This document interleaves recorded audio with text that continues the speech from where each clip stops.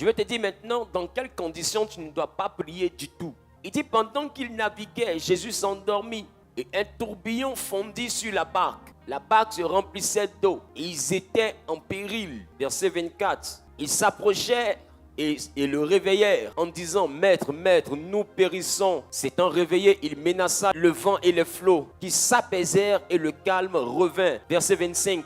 Puis il leur dit: Où est votre foi? Saisis de frayeur et d'étonnement, ils se dirent les uns aux autres: Quel est donc celui-ci qui commande même au vent et à l'eau et à qui il obéit? La Bible dit saisis de frayeur. Mais Jésus leur demande quoi? Où est votre foi? Dans la langue française, il y a deux ou. Il y a ou conjonction de coordination, c'est ça? Et puis il y a ou complément circonstanciel de lieu, c'est ça? Le ou complément circonstanciel de lieu a un accent.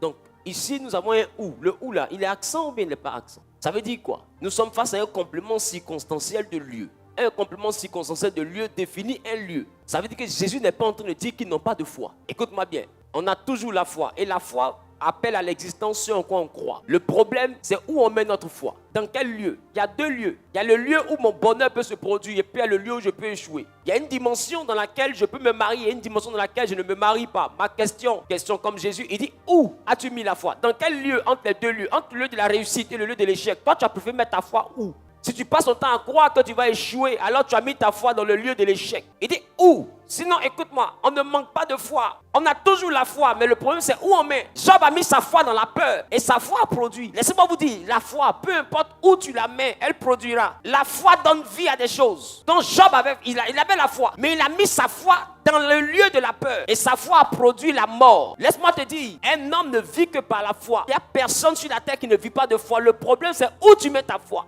Il ne faut jamais prier tant que tu n'as pas encore bien défini où est ta foi. Et je vais te dire, il ne faut jamais prier si tu te réveilles la nuit avec la peur de ne jamais te marier ou bien la peur de ne jamais réussir. Ne prie jamais par la peur parce que ton sentiment définira ton exaucement. Ne pense pas qu'on prie pour s'apaiser. Non.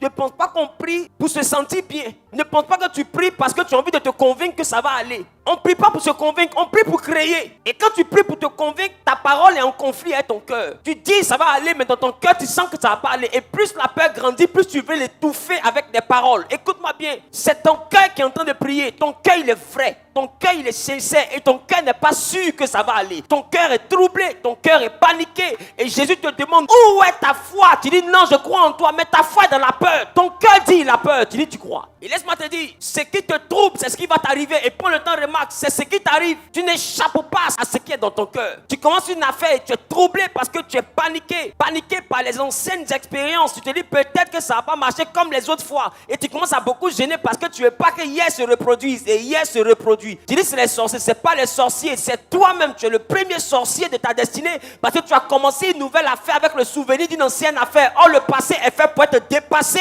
Parce que Christ n'est pas ton passé, mais il est ton avenir. Il faut comprendre. Si tu es un homme du passé, tu n'as pas droit à Jésus. Jésus n'est pas là pour ceux qui sont nostalgiques. Il n'est pas là pour ceux qui révisent. Il est là pour ceux qui visent. Ah, je n'ai pas entendu les amen.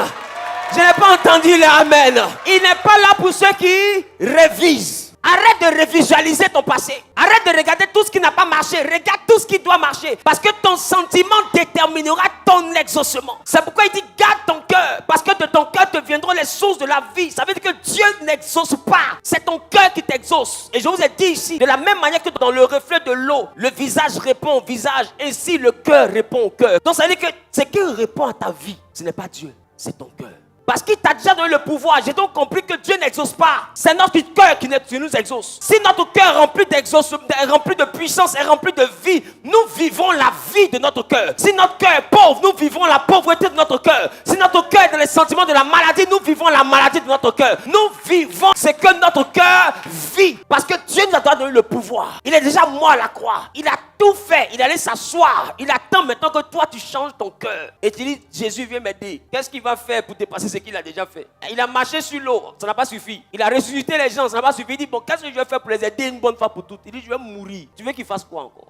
Qu'il revienne pour t'envoyer à la mairie? Qu'il revienne pour quoi? Pour ouvrir une société pour toi? Arrête ça. Il dit, vous recevrez une puissance. Vous devez comprendre que le Saint-Esprit est une capacité que Jésus te donne. C'est un esprit qui te rend capable de donner vie, d'appeler les choses à l'existence. Mais ton problème, c'est que tu penses qu'on appelle avec la bouche. On n'appelle pas avec la bouche, on appelle avec le cœur. Un cœur qui s'exprime avec des sentiments. Donc il ne faut jamais prier si ton cœur bat au rythme de la peur, de l'inquiétude. Voilà pourquoi lui-même dit, ne vous inquiétez de rien. Parce que si tu t'inquiètes, c'est ton inquiétude là qui va se...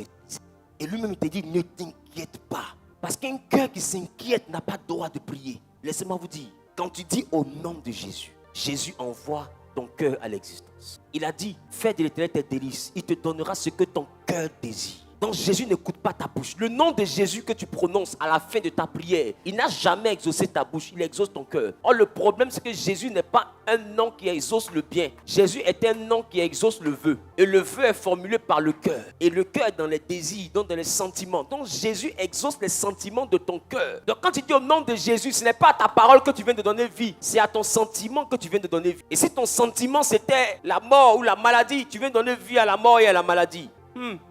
C'est pourquoi fais attention. Moi, j'ai dit le nom de Jésus, c'est la plus grande formule magique qui puisse exister sur la terre. Mais le problème, c'est que ça ne donne pas vie à la parole de la bouche. Ça donne vie à la parole du cœur. Parce que ce que Dieu appelle la parole, ce n'est pas celle qui sort de la bouche, c'est celle qui sort du cœur. Sinon, les muets seraient privés de parole. Toi, tu n'entends pas le muet, mais Dieu l'entend.